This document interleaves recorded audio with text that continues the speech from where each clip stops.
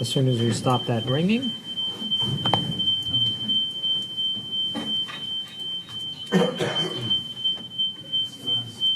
Not us.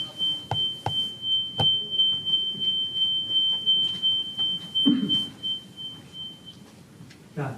Well, it's not me. Fine. Very good. Sorry. Happens to the best of us, counsel. Mr. Shellhorn, we're ready to proceed. Call your next witness. Judge, the state would call Dr. Mark Widman. All right, Dr. Widman, please. Dr. Widman?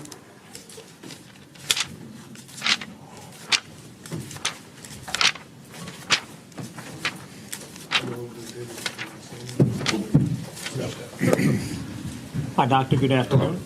Please remain standing for a moment. You can place your left hand on the Bible if you would. Raise your right hand. My court clerk will administer an oath. Do you swear in the presence of Almighty God that the testimony given to this court regarding this matter shall be the truth, the whole truth, and nothing but the truth? I do. Please state your name and spell your last name for the record. Mark Widman, W-I-D-M-A-N-I. Thank you. All right, Doctor, have a seat. Please keep your voice up nice and loud. If you don't understand a question posed by counsel, please indicate that. I'll have them rephrase. All right, very good. Mr. Shellhorn. Thank you, Your Honor. Good morning, good afternoon, Doctor. Can you please tell the jury where you work? I work at Morristown Medical Center, And approximately how long did you work there? a little over 20 years. What's your capacity there? What's your job? I'm an attending surgeon in chest surgery, thoracic surgery. Can you tell the jury what thoracic surgery is? It's surgery of the chest. Can you tell the jury briefly about your educational background? I went to college at Duke University. I went to medical school at Yale. Did several years of research and general surgery residency at Yale, and then went to the University of Iowa, where I was trained as a chest surgery specialist. Then went into practice for 2 years in the Brunswick area, then came back to Morristown after that. Do you have any medical licenses? I do. New Jersey, I think, is my only active one at this point. And are you board certified? I am in chest surgery, thoracic surgery. I want to direct your attention to August 7th, 2019. Were you working at Morristown Hospital that afternoon? I was. Can you explain what your role was that afternoon? I believe I was finishing my operative schedule, and I received a phone call from the head of the trauma group that they had problems with a patient who was in the emergency room and they needed my emergency help. Did you at that point go to the emergency room to assist with that patient? I did. I went there within a minute of the phone call. I was just down the hall and knew in advance that they were having trouble with somebody who was bleeding after reportedly a gunshot wound, and the patient was unstable. So I went right there. Did you know who the patient was at that time? I did not know their name or sex when I got the phone call. And Did you come to later learn at some point, whether after the surgery or before, that was an individual named Lauren Kanarek? yes, I did. Can you describe for the jury what your initial observations of Ms. Kanarek were when you encountered her? The patient had very low blood pressure, was hypotensive, had bled probably about half of her blood volume prior to my arrival. The trauma service had been resuscitating her. They relayed to me that her heart had already stopped once and that had come back. She had significant amounts of ongoing bleeding already documented there in the emergency room. And within, I don't know how many minutes, but not very long, we were transporting her emergently to the operating room to stabilize and then stop any bleeding. So. Did you see any evidence of resuscitative measures? The trauma service had already been doing something, so they had intravenous catheters in her. She had been on a ventilator, so she was being supported for her breathing. I think she had 2 chest tubes in, one on the right side and one on the left to evacuate any blood. And they had attempted but not proceeded with fully opening her chest, trying to make sure that they could try to clamp her aorta, which is a way to raise somebody's blood pressure when they're bleeding out. And they had not yet succeeded in that. So she had an incision on her chest, but they had not gone into the chest cavity, as far as I could tell. Based on your training, education, and experience, did you determine whether surgery was necessary? Yeah, she needed to go immediately to an operating room when I was there, and we were there maybe a minute or two. I don't think it was even that long. It was just enough to get the equipment with her transported, and we went in straight away. Was she taken to the operating room? When she was taken to the operating room, were you with her? I believe I was at her bedside as we went down the hall. Who else was present at the time of the surgery? There was an attending anesthesiologist, or at least one or two other members of the anesthesia team helping them. There was at least one, if not two, members of the trauma service. I think one or ultimately both of my partners came in, as well as surgical residents and multitude of nurses and support team. Did you participate in that surgery? I did. And can you tell the jury briefly what you recall about the procedures that were conducted? First thing we did was position her on her side so we could get into the chest cavity and get control of any active bleeding points, and also what we call clamping her aorta, which is putting literally a metal clamp across the big blood vessel that comes out of the heart, in order to stop any blood flow to other parts of her body so we could raise the blood pressure to her head and to her heart to keep her alive. And that was our first maneuver while we were giving her blood products and trying to stabilize her before we did much of anything else other than putting pressure on the bleeding points in and around her chest cavity and her lung.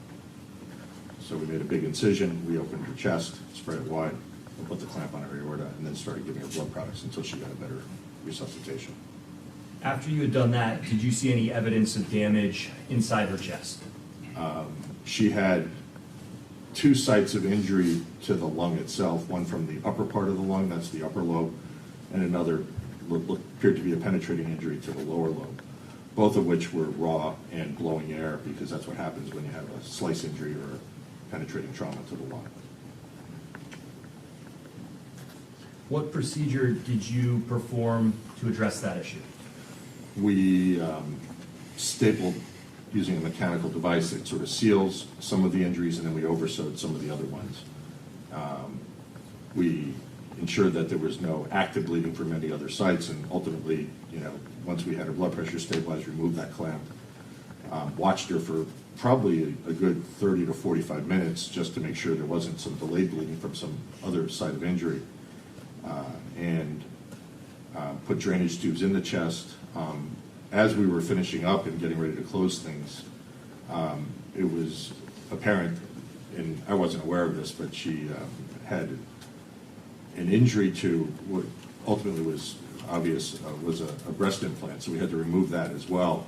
That had occurred before I had gotten there. I wasn't aware she had breast implants or didn't have breast implants. I didn't examine that other than to see it as part of the wound from the previous injuries that she had sustained. So we removed that and put a drain in that space and closed things up. With respect to the two injuries you indicated to the upper lung and the lower lung, would those injuries have been fatal if not treated during the course of surgery? Yes. After you got finished with the procedure that you just talked about, did you perform any other procedures? I did not do anything further that day, but the trauma service did do another procedure afterwards. She was having difficulty ventilating, getting air and oxygen exchanged in her lungs, so they had to make an incision along the length of her abdomen just to allow space for her bowel, which had gotten very swollen, to move into that so she could adequately exchange oxygen and carbon dioxide. So they did that, and then subsequently they left an open dressing over that, a special system that allows her to not be quite as tight so they could safely ventilate her, and then she went to the ICU after that. And I don't know if this is typical of every surgery or this surgery in particular, but did you do anything before you closed the wounds or closed the incisions to check inside Ms. Kanarek's body? Well, whenever we do an operation, in particular in this case, we re-inspect to see if there's any foreign bodies, either surgical devices and or instruments or sponges. And we did inspect to see if there were, as this was reportedly a gunshot wound, whether there were any bullets or missiles, and we did not find anything. And we did an x-ray as well, and that did not determine any unexplained objects. Do you recall if you saw any external injuries that would be consistent with what you saw inside of Ms. Kanarek's body? I think I had identified 2 injuries to the upper left chest, kind of above the breast area, and at least one on the back behind sort of her, what's called her scapula or wing bone, so more posteriorly. You had indicated that you needed to make an incision in order to conduct your surgery, and I think you had Ms. Kanarek positioned on her side. Yes. Can you describe approximately where the incision began and approximately how far it went?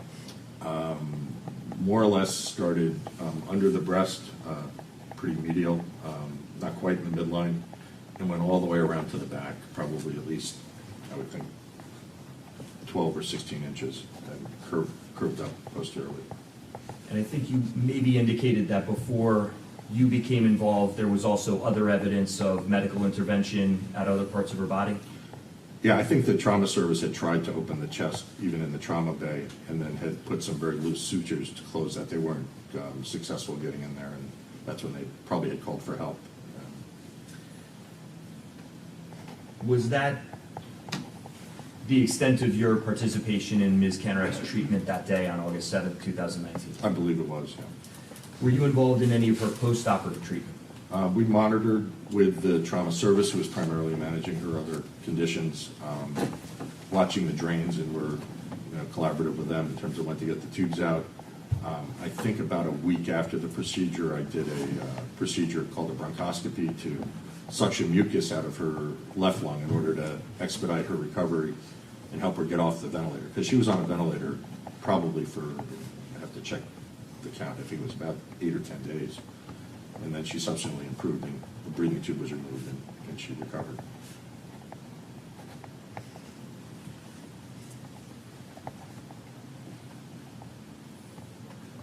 Did you have any, or participate in any treatment of Ms. Kanarek after she was discharged from the hospital?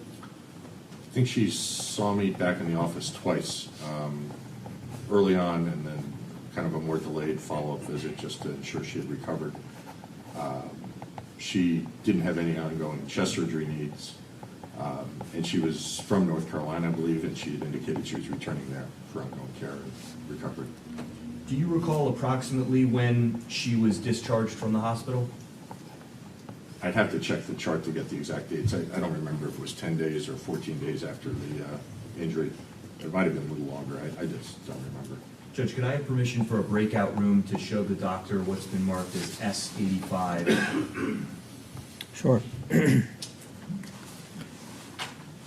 Doctor, those records should appear on a computer screen in front of you once the screen is shared.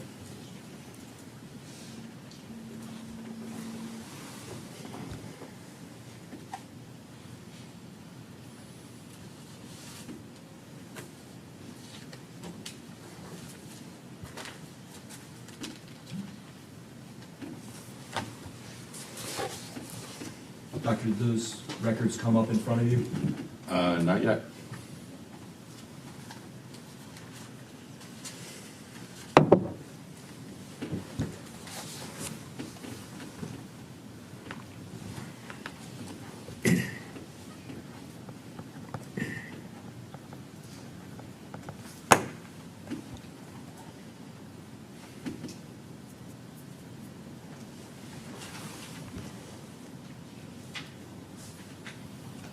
And I know you can't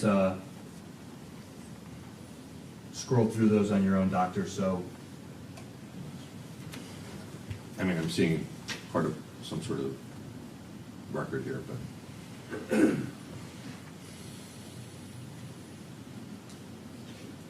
I believe you have page 251 in front of you in the top right. Does that refresh your recollection of the oh, it date of says the discharge? date of discharge. So she came in on the 7th, and she was discharged on the 26th. So it's 19 days. Thank you. Judge, no further questions. Mr. Blinkus, any cross-examination? Your Honor, we have no cross-examination. Very good. All right, doctor, thank you very much for coming to court. Appreciate it. You're free to go.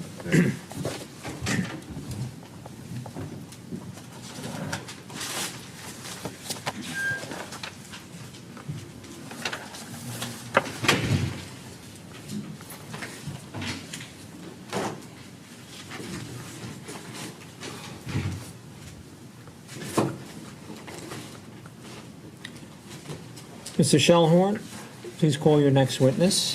Your Honor, the state will call Robert Goodwin. All right, Mr. Robert Goodwin.